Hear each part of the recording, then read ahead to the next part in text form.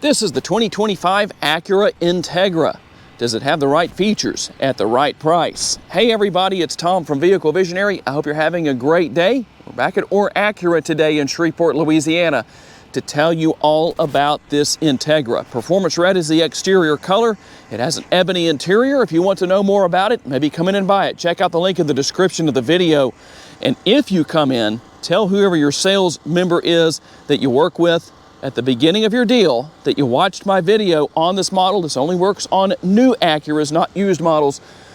You'll get $500 off if you tell them you saw my video. We're gonna have our Jewel Eye LED headlights and the LED daytime running lights. And right here in the center, that very classic look with the diamond pentagon grille, the Acura logo right there in the center that just really sets things off. And a nice overall sporty look here to the front end. And while it might be kind of hard to see the daylight coming through those active air curtains right there, they are there. They help out with aerodynamics, give you a little bit better gas mileage. 17-inch wheels on this model. It's front wheel drive. Now, the only thing missing from these side view mirrors is that they are not power folding. They're manually folding, but everything else is here. They're power adjustable. They're heated. And you have your blind spot monitoring right there. And how about your remote? There is your remote. Now, being that this is the base trim level that we're looking at today, you won't find remote start, but everything else is here that I know you're looking for. You'll also find the sunroof. It is a conventional size sunroof. The shark fin antenna, nice lines here at the rear. This is going to be the hatchback style, so it's going to maximize your cargo capacity. We finish things off here with the LED tail lights and dual exhaust. I like the way this looks because it just balances things out. Maybe it says I'm more OCD than I realize, but I like that more than having just one exhaust outlet on the left or the right side of the bumper. Under the hood of the Integra is the 1.5 liter direct injection turbocharged 4-cylinder. It produces 200 horsepower and 192 pounds-feet of torque. It's mated to a CVT. And how about your MPGs? Let's take a quick look here. We're looking at 30 city, 37 highway, 33 combined, 3 gallons of gas per every 100 miles driven. And if you're curious to know, your gas tank size is 12.4 gallons. And how about your safety features? With Acura Watch, you're going to have adaptive cruise control, collision mitigation braking, forward collision warning, lane departure warning, lane keeping assist, road departure mitigation, and traffic jam assist. When it comes to gaining access to your cargo area, we can push the button right here. A couple of different ways you can open that. You can use the remote or a button on the interior. That reveals 24.3 cubic feet worth of cargo capacity. We're going to have our cargo lighting back here. That's going to help out quite a bit. The only thing that I would say is missing from the Integra is a spare tire. It comes with a tire repair kit. Tell me what your thoughts are. The armrest offers plenty of space, and there is a door bin. We'll also find the rear seat pocket right here on the back of the passenger seat only. I always wonder, why is that not on the driver's seat? Now, you won't find air conditioning vents or USB connectivity back here in the rear seat. As far as the air conditioning goes, I don't think that's too big of a deal because you do have a smaller interior here and the air conditioner should be able to keep up. One other thing that a lot of people ask about is, do the rear seat backs recline? They do have some recline built into them, but you can't make any adjustments. One other thing to mention is the fact that you have a conventional size sunroof here. You do have the manual shade that can be drawn back and forth, and it will also tilt and slide open. The sticker price is $34,795. We'll hop inside and see what happens when we do.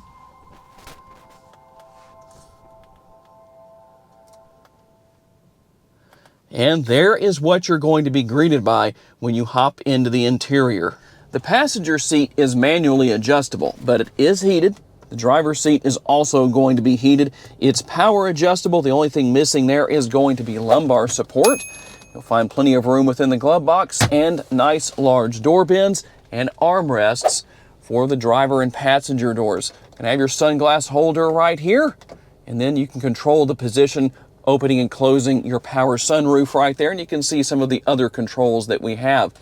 The steering wheel is tilt and telescopically adjustable. You drop that lever and make your adjustments. And then over here on the driver's side door, we're going to have our controls for our heated power side view mirrors, lock and unlock. You can lock and unlock all 4 doors. 1 touch down and 1 touch up for your front windows. You'll have to hold the buttons down for the rear. Our steering wheel mounted controls include adaptive cruise control right here. You can control what you're listening to here and the volume, voice commands, and we can also use the scroll wheel on the left-hand side to go through a lot of different information. We can push on that to go in to whatever it is we need to, and we're good to go as far as that goes. Pretty easy to deal with. You can also change the look of the dashboard depending on the driving mode you're in. There's your drive mode selector, and if you're wondering what this is for, that is if you have individual mode. This model does not have that. But how about our driving modes? Let's go through that. So we're going to start with normal. You can see how that looks, the graphics that accompany that. We will also have comfort. You can see that we have some changes that take place on the dash. And finally, sport mode. That looks the best to me, in my personal opinion. Tell me what you think. Now, this is a 7-inch touchscreen. Simple to use. Probably the most simplistic technology-wise of any Acura model out there, depending on what you want to do or what you need. If you don't want too much, this is a good thing to use. You have Apple CarPlay and Android Auto compatibility. That's going to be nice and helpful. And then we'll also have a few more one-touch buttons right here. When we go into reverse, you have your multi-view rear view camera, 3 different views with your trajectory lines, including the view that allows you to see straight down as far as that area goes behind you. Now, you'll find single zone climate control, but I don't think that's going to be a problem.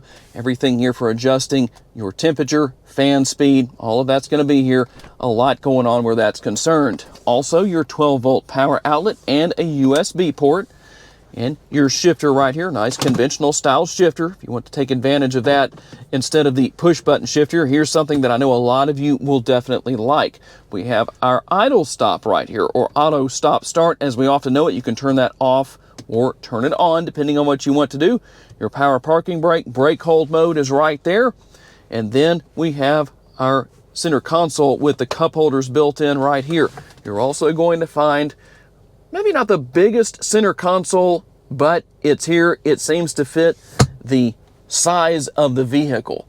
Just as you had the animated graphics and the music when you hopped into the Integra, you'll have the same thing when you get out.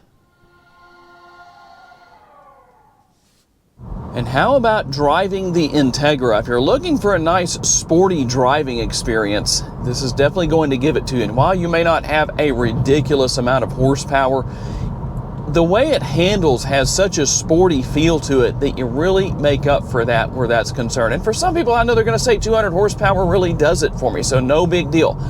The ride quality is good. It's a little stiff, but not too bad. So just so you know, I think it works pretty well for me. Also depends on the quality of the roads where you live, because you may live in a place kind of like I do, where your city and state don't care about the roads, and so they're basically almost unusable in some cases, but not too bad in this case. It works out okay with the road we're on.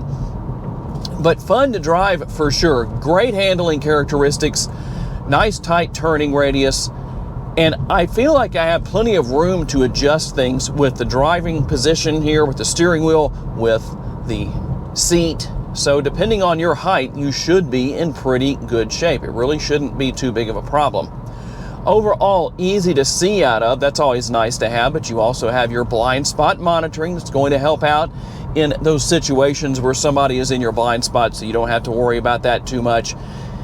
And all of the driving assist systems, you can adjust that. You can actually go in and make changes with the driver's display, not only on the left-hand side of the screen, which I showed earlier in the video, but also on the right-hand side of the screen via the control right here, the scroll wheel. You can take care of things right there. It makes things very easy to deal with. Technology, simple to learn and use.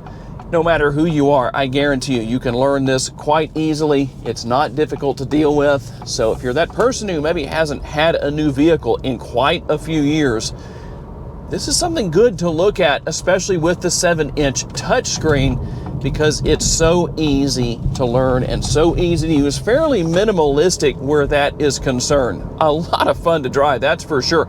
It handles the corners very well.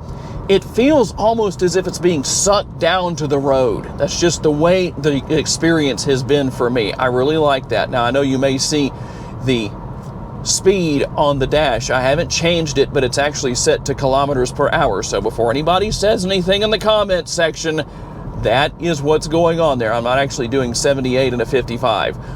But I'm very impressed with what we have here. And one last thing I want to try here. Let's go into sport mode and give that a little bit of a try. We're not going to go too crazy with it, but I'll tell you this, I can definitely feel that the engine and the transmission feel a little more freed up, we'll say. That's the best way I can describe it. So the RPM is going to climb a little bit faster than it would in other modes. You can tell that it does make a little bit of a difference. Overall, a very fun car to drive, very practical, and in my personal opinion, I think you get quite a few great features for the money. Okay, tell me what you think about the 2025 Acura Integra. Does it have the right features at the right price? I'm curious to know what you think. I'd like to say a special thanks to my friends at Acura for loaning me this Integra for the day so I could tell you all about it. And a special thanks to all of you for being kind enough to give me the opportunity to give you a vision for your next vehicle. If you enjoyed this video, please be sure to hit the like button. That's very helpful to me. Make sure to share this video on your timelines on social media. And if you haven't subscribed, please be sure to do so. That way you don't miss any future videos. If you'd like to learn about additional vehicles you may wish to consider purchasing, check out the video that's on the screen right now, and I will see you there.